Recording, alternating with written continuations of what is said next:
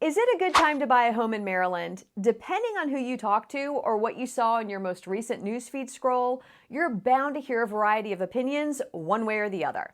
Today, I'm going to break down exactly who should consider buying a home right now and who should hold off in the current market. I'm Realtor Rebecca Cole with Berkshire Hathaway Homesale Realty, and I help people just like you buy, sell, and invest in real estate in Maryland. There's a lot of uncertainty in the market right now. If you've been sitting on the sidelines and wondering if it's a good time to buy a home, you're not alone. People are nervous about the economy, the upcoming election, the cost of housing, and of course, interest rates have been top of mind for many prospective buyers for months. So, is this a good time to buy a home or not? If you fall into one of these categories, it's worth putting some time and consideration into making a move. Number one, you're paying rent, which means you're already making a mortgage payment and building equity. You're just doing it for your landlord instead of investing in yourself. And if you're renting, you're vulnerable to rent increases and potentially housing instability if your landlord decides to sell the house. And rent increases are not always because a landlord is just greedy and wants to jack the rent up. Property taxes and utilities are on the rise, and many times the landlord will pass these expenses down to the tenant at the next lease renewal. And once you're in a lease, it's very difficult to move to another rental property because you have a lot of money tied up in the security deposit that doesn't come back to you until after you've moved out of the property. Most rental properties in Maryland require anywhere from 1 to 2 months of rent as a security deposit, in addition to your first month's rent that's due at the lease signing. That's $6,000 up front on a $2,000 rental property. And chances are, if your rent is increasing, that trend is happening in other rental units in your area. Number two, you bought a home in the recent frenzied seller's market and you have buyer's remorse. Maybe that one bathroom for your family of 5 or 6, in fact, was not a reasonable compromise, or commuting an hour to work just isn't doable anymore. You probably have enough equity to buy the right home this time without making a panicked buy against 50 other offers. Your current equity all depends on when you purchased your home and what it's worth right now. The best way to determine if you're in a position to make another move is to reach out to a qualified realtor who's more interested in helping you make a wise financial decision than just making a sale.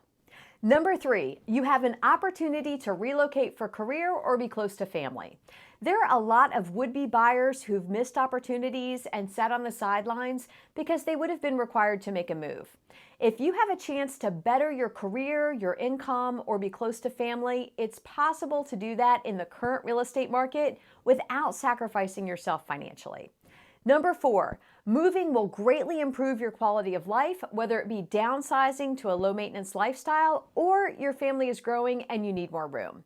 More people are reevaluating their current living situation and looking to quality of life changes and moves.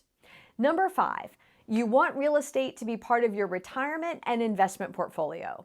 You need time to achieve your long-term financial and wealth goals, and starting sooner is always better than later when it comes to your return of investment and increasing passive income on real estate. And this brings us to who should not consider buying a home in the current market or any real estate market for that matter. Number one, you're carrying consumer debt. Not only does consumer debt eat away at your monthly income, if you have consumer credit debt, it could negatively affect your credit score and the interest rate you'll pay on a mortgage loan. Focus on paying down or paying off all of your credit debt before buying a home so that you're in the best position. Number two, there's a chance you may be moving again in the next couple of years.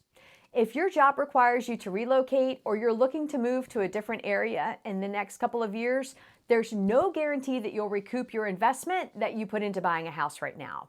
Even though many people who bought a home just 2 years ago have plenty of equity to sell right now, there's no guarantee that houses will continue to appreciate at that accelerated value.